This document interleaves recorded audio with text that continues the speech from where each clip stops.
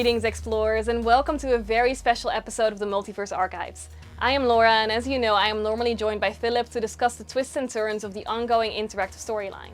But today we are changing things up a bit, and I am joined by our narrative lead and author of the Quantum Trilogy, Justin Sloan, to discuss the release of our upcoming novel, Quantum Paradox, and his experience in writing a novel in collaboration with our community. Would you like to introduce yourself, Justin? Hello, excited to be here. Yeah, so I joined Planet Quest and the team over about 2.5 years ago, I guess. So a long time. Having a blast with the novels. We have 3 done. I've been doing some fun short stories and other stuff. But quick background of me is I've written a bunch of other novels. I used to write at Telltale Games on Game of Thrones and The Walking Dead and some other fun series, and have been doing a lot of other fun stuff as well recently. So excited to introduce all of that, but especially excited to introduce the Planet Quest novels. Yes, and I'm super excited to talk to you about it, especially because we really haven't been able to share much recently. We had our community novel preview back in December, which included the prologue and the first 4 chapters. But of course, a lot has happened behind the scenes since. So Justin, would you do me the honors of letting our community know where the novel is standing as of the moment of us recording this interview? Yeah, well, for one, big introduction to what's been going on is a narrator. So we have Garrett Michael Brown, who's done the audiobook. He's done narrating the audiobook. I've listened to it. It's awesome. He did a great job. I found him through a fellow author, Richard Fox, who did some great work. And so it'll be fun that all of his listeners can check out his book and then come over our way or vice versa. And so it's this great way of cross-pollinating. We have all 3 books done. They've gone through some editing since the feedback from the fans. And actually book 2 is with, I believe, some of the people in the Planet Quest community right now. That's exciting. I look forward to seeing what they have to say. Book 2 and 3, when I say done, that means done on my side. So now we'll get some feedback, hopefully some cool notes from the beta readers, and then we can update and get ready to publish them. Yeah, it's all super exciting stuff. For those community members among you who have not gotten their hands on a Book 2 preview just yet, it might be good to know that, of course, it contains massive spoilers for Quantum Paradox, and for this reason we are not doing a Book 2 preview until we have actually released Quantum Paradox. Which brings me to some very exciting news, because Quantum Paradox is set to drop this July.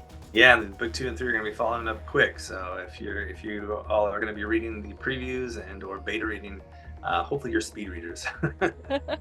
These people in the whale community of indie readers that claim to be able to read like 3 books a day, and these are like thick books, right? Especially the quantum books are, book 1's probably gonna be like 600 pages. So if you can read that in a day, you're crazy. I don't understand it, but good for you. Well, speaking of speed readers, Justin, you also seem to be a little bit of a speed writer, because that's 3 books in 2.5 years, which also includes you joining the team and everything. Can you tell me a bit about that experience? Oh, it's been great. Yeah, so a lot of that time has also been spent doing everything else, right? So involved in building up the lore, building up the world Bible, discussing other plans for how the games and everything else can work out, planning interactive stories with Jason Vandeveld on his like Worlds Beyond, and chatting with him and Philip about seasons 2 and 3, especially 3, like planning out that so that the books can go in tandem. Like this idea of the community builds the novels in a way through the votes and whatnot. So a lot of it's been that. And so it's been a blast being able to work with the different team members. I've been very much bragging to my reader group about John McCoy and showing off some of his work he did in Star Wars and Blade Runner and whatnot. So that's been great and cool for my brand as well, to elevate my stuff while hopefully elevating Planet Quest as well. But from there, it's really cool to be able to see all this work come together finally in this big release. And there's other things that I don't know if I can talk about, but I got a game a little bit last night with Lauren, and that was awesome, and see some things that the community might not have seen yet, but when they do, they're gonna be like, whoa, heads exploding. Really impressive. So it's been a blast so far. Yeah, no, it's incredible. It's great to finally be able to share all of this with the community. Justin, you have done quite some writing before, but this project, of course, is quite unique in that the 3 novels are based on the 3 seasons of our interactive storyline. Can you tell me a bit about what it was like to write this book alongside our big and ever-growing community? Yeah, it's been a great process. Being able to write with Philip and Rowan and all these people who started off the storyline, very much a challenge. Like I was saying, I kind of scoffed when you said I'm writing fast, because I used to write probably like a book every 4 to 6 weeks. They were shorter, probably like half the length of what these ones are. But they're much more like a quicker process where ideally we'd have like 2 editors and we would just go, go, go. Versus here, it's been a lot of working with the team to try to figure out, okay, what are our big milestones in each of the parts of the series? And we didn't want to write a book that was a one-for-one adaptation of what had happened in the storyline. We wanted to write a series of novels that told the story of the broader universe in a way, but also more specific to 4 characters within that universe. And so we're not just saying, okay, here's the whole storyline of everything that happened within the Discord story. Because to write that out and to make it actually make sense, these would probably have to be like 5,000 page novels each, right? Yeah. So we took like the key milestones there and then chose some of the characters. Some of them are from those guys' creations. So Rowan created Sarah Vars. Rowan created Montez. I created Kudo. So writing with the community has been quite an experience. Can you tell us a bit about how the final product is different from what our explorers experienced in the first season of the interactive storyline? Right, yeah. So writing with those guys has been awesome. Writing with the whole team, coming up with the different key milestones where the book and the season can overlap. But we didn't want it to be an exact copy and an exact adaptation. We wanted it to be like a fun behind the scenes kind of. So like you're getting the point of view of these characters and you're seeing the story that's happening and unfolding that's very important to them within this broader context of everything that's going else out in the universe. And so writing within that has been a challenge. It's made it slower because we have to like plan everything and figure everything out with other people. And then people were voting as now Philip mostly has been writing, and Jason of course as well helping. But now it's a lot of Philip. So as Philip has been writing a lot of this context and it might change when I'm writing. So we have to go back and forth with each other. Like, wait a minute, I already wrote this thing over here that's like this. And he's like, well, the vote just did this. I'm like, oh no, okay, so I got to go back and change that a little bit. So it's been a fun process. It's been a lot more iterative than maybe it would be if I'm writing on my own, where probably one of these books might have taken 4 months and now instead taken a little bit longer. But it's been so cool because we get to hop on occasionally with the Discord group and listen to what they're thinking about, what they're seeing with the votes, and they're thinking about, oh, okay, great. It kind of ties back into when I was working at Telltale, and it was a lot of the choice space. And so you'd be writing, we were doing episodes. So within like one game, we'd have 5 episodes. It comes out and you get to see where all the votes were on the different episodes, right? So you could then look at episode 2 and be like, well, maybe we want to change this because they all really liked that one character, or they all really hated that one character, or they were all really disturbed by that thing that happened. Let's disturb them some more. Likewise here, we could be like, okay, this is what the community is excited about or what's happening. And we've been able to change the story based on that. Don't ask me for any examples right now. It's too much of a blur. But it's been this really fun process of being able to work with the community in that way. Yeah, it's so lovely to hear that, and I can't wait to see how all of that takes shape. Let's talk a little bit more about the book specifically. So let's say one of our viewers has no experience with the storyline, but is very excited to get their hands on an epic sci-fi novel. What can they expect from Quantum Paradox? Oh, it's been fun listening to the beta readers because they've been calling out certain characters as like, oh, this is so much like The Expanse, or this is so much like Blade Runner, or this is so much like whatever, other examples that you could throw in there. And so that's been a lot of fun because I might not have thought that even when I was writing it, but then they're calling these out. I'm like, oh yeah, it is. Oh, awesome. One specifically had like each of the main characters and like which kind of novel they felt that or series that are out there they felt that character represented. And I was like, oh, this is interesting. And even the narrator did his own take on that. So I would say you can expect something that kind of has a broad, epic, sci-fi kind of thriller-esque element to it with characters with heart. Very much in the style of something like The Expanse meets Dune, but then little side bits in there as well. Like we got Kudo, who's very much a private investigator. We have Sarah Vars, who's this awesome commander out there investigating in her own way, but getting into weird issues with quantum and figuring out how it works and whatnot. Then you have Gloria with her big coup that's going to happen against the Emperor. Don't want to spoil anything there. But So we have each of these characters that are going through their own journeys that have very much their own feel, but then it all weaves together, right? So it's like this big parade that comes together at the end or end parts throughout as well, and especially you'll see even more of that in books 2 and 3, where it all comes together in this fun interwoven story. Yeah, no, for sure. It's been very fun to see how all of our explorers have reacted to the preview. So you just mentioned a few things that our community has highlighted as possible sources of comparison. But what were some of your personal inspirations going into the book? Yeah, well, this is a fun answer. Well, I really loved Dune when I read the books. I've been enjoying the movies. The second one was quite fun. It came out after I wrote the books, but it still feels like an inspiration because the book back in the day was such a big part of my life. There are a bunch of these that I'd say were big inspirations into who I am as a writer, but more recently, of course, I always say Game of Thrones. I'm heavily a fantasy reader. These books are not fantasy, they're sci-fi, but especially with how I was approaching the 4 POVs, instead of 20 point of view characters like Game of Thrones might have, I don't know the exact number, I went with 4 to try to keep it easier to follow. I know sometimes, like, even I think myself, like when I tried to read Game of Thrones, I was still lost at first. I had to read it like 4 times before I finally like started getting ahead and on who all the characters are. I love reading like first person, one person stories so I can just never get lost, especially as an audiobook reader, right? And so with these, that's one thing I was very cognizant of going in, is that you have 4 characters, you got to try to stay in line with who they are and not get lost, especially if you're listening on an audiobook. And so that's been a big part of it, is like thinking, okay, who are these characters? What are their worlds? And a lot of that was set up by John and Philip and Lauren and everybody else involved in the process, so that they know what like the Federation is and what the Union is. But of course, we have a character representing each of those, but we didn't want to go in and say, okay, just because Kudo's Federation, he's exactly like this, right? Because that'd be dumb. That'd be like a 2D model of what that represents. But he's very influenced by that. A lot of his background is from that. Sarah Vars is a great example because she's Union, but she's on the Universal Council. So she's been very much interacting with all these other people from the factions as well. And so she has a little bit of her own, bias, but very much like thinking, wait a minute, but I see the value in these other ways of thought. I can't spoil it, but I wish I could. So when we're done with all 3 books, let's come back and talk about her journey, because it's really exciting. 100%. We'll definitely circle back to that at some point. So you just mentioned how it was very fun to work with these different point of views and these different factions within the Planet Quest multiverse. What were some of the most fun elements or things that you got to play with while writing? Yeah, well, I mean, I've always been a big fan of different types of stories, so especially like watching Rome on HBO, and then watching Game of Thrones, like I mentioned, and watching the new Dune movies and how different they are. And so looking back at like Rome and these things, and so the Empire was heavily influenced or based on, like ancient Roman or ancient whatever civilizations.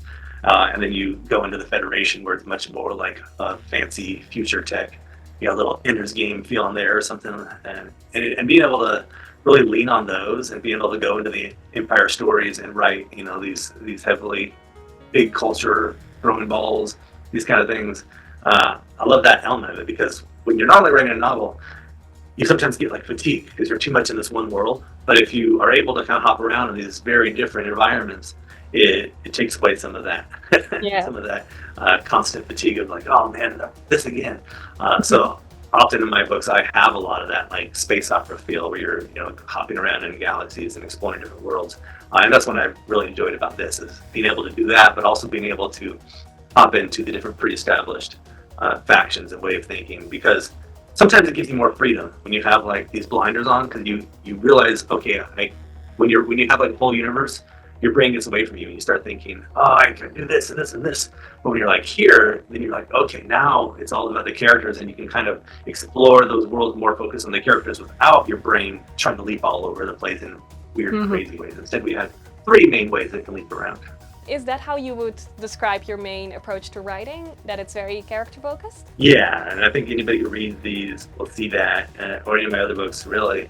A lot of it is about the character. I love when you can, because I guess something to think about novels, right, is you can get into their head, you can get the navel gazing, you can get the thoughts that help you illuminate what's going on in the story, versus just seeing or just reading the dialogue or whatever, like you might with a comic or with a movie or even a game. And so that's what I really enjoy about writing them as well, is that we can get into those types, because I've written games and other like screenplays and whatnot, and I like to do all of them because they offer those different advantages. And so jumping into these characters, sometimes I think I might err on the side of feeling a little YA, because YA often is so reliant on that. A lot of space, especially like military sci-fi books, are much more like, this battle happened and I described this gun and now I describe this proton cannon thing and whatever. And I try to do some of that as well, of course, but I love focusing really hardcore deep into the characters and writing from a third person past, close up point of view. That's awesome. Do you maybe have a character that you enjoyed writing most, or one that was perhaps the most challenging to write? Yeah, that's a good question that I don't want to give preferential treatment to. But I will say, like I mentioned, Kudo was the one that I came up with because I was looking at the different characters in the stories, and I was looking at the Federation one especially, and I was like, well, if I try to pick one of these, how one of the predetermined, one of the ones that Rowan had invented, for example, I was like, how can I tell this story without jumping all over the place? And likewise with Union, I was like, well, there's some fun characters like Ash, Phoenix, and whatnot that are awesome later on, but telling their stories, and I was like, it's going to be too focused on what's going on in the Discord story, and it's going to not give me enough freedom. So inventing Kudo was a lot of a way to give myself freedom, which is nice, because if you're trying to follow the plots of all the other ones, it's nice to have at least one where you can be like, I can just do whatever the hell I want with this character. And they interweave and all that, and then the world influences the journey, of course, as well.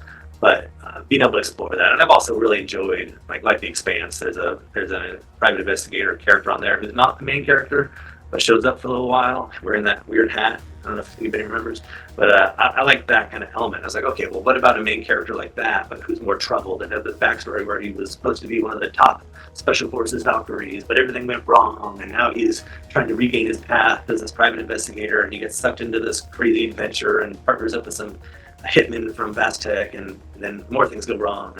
So yeah, Kudo was a fun journey. Nice, okay. So how about the other characters? Can you tell me a bit about those? For sure, yeah. Gloria is really cool. I definitely have heard some of my fans say that she's one of their favorites.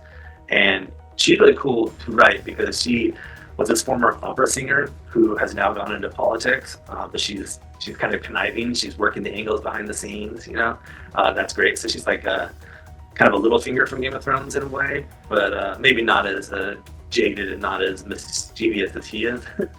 Like, he's more evil, and she's not that. She's trying to do it for the right reason. She's like, I serve the Empire, not necessarily the Emperor. And if she sees that the Emperor's plans go against the Empire, then she realizes she has to do something about it. And so that was a lot of fun to write. Montez, of course, space pirates.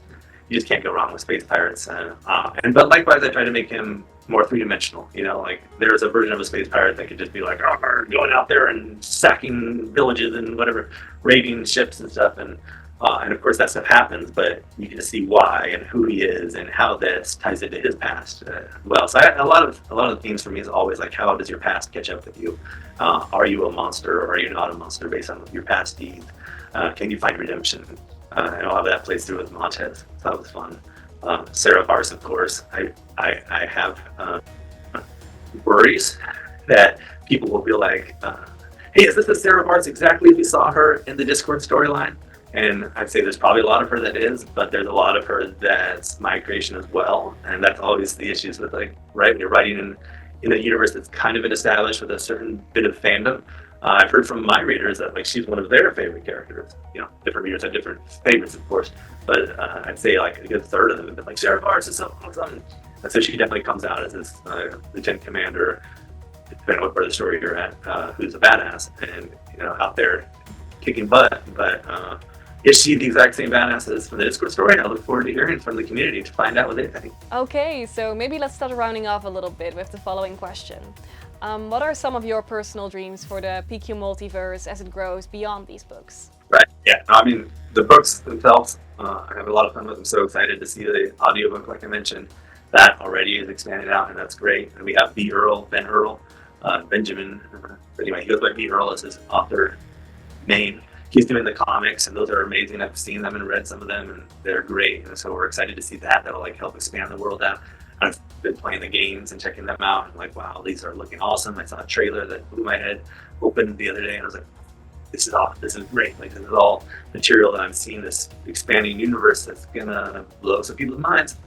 But of course, the big goal is always first make sure everybody loves the books, make sure it hits a huge audience, and then be awesome if you start hitting the silver screen at some point. So that's always one of my goals. Is I love this transmedia approach where we're having novels and comics and games and movies and TV series. So as a screenwriter myself, I think that's something I'm going to push hard for, and I hope the community pushes hard for as well, and then some producers take notice. And maybe they already have. Who knows? We'll see. Yeah, no, we'll have to see, but I have some good faith. If you could pick one moment or scene from the book to have translated to the big screen, what would it be? Good question there. Yeah, I mean, the first book especially. Okay, so yes, Montez's journey plays heavily into the first book, and I can't totally answer that without spoiling it, but to follow his journey and see the moment where his story very much ties into Sarah's and Kudo's would be awesome, because it's this very good, very big, very epic action sequence that ties into all the heart of him as who he is as a character. So I think that'd be like a big moment I'd put a pin in and be like, this is an epic moment in the movie that people are going to be like, yes, about. Awesome. I wish I could give a more solid answer, but then I'd spoil the story. No. I think that's an incredible answer, and I'm sure it will give our explorers something to look for in the book. And I'm super excited about it. So let's take a moment to manifest this happening so that we can make a little bit of your dream come true, Justin. All right, thank you so much for sitting down with me, Justin. It's been absolutely great chatting with you. Do you maybe have any final words for our explorers as we near the release date of Quantum Paradox? Yeah, just say stay tuned. It's going to be awesome. This whole Transmedia approach makes it something bigger and better than anything I've done before. So that's super exciting. I look forward to interacting with everybody and hearing your thoughts, and I hope to jump on some of these community discussions too, to have some Q&As and whatnot. So stay tuned. Let's make it happen. Okay, well, thanks everybody so much for watching. Of course, we'll keep you updated about all of the details of the launch, but in the meantime, get ready for Quantum Paradox coming to you this July. And until then, back to your stations, and we'll see you on Discord.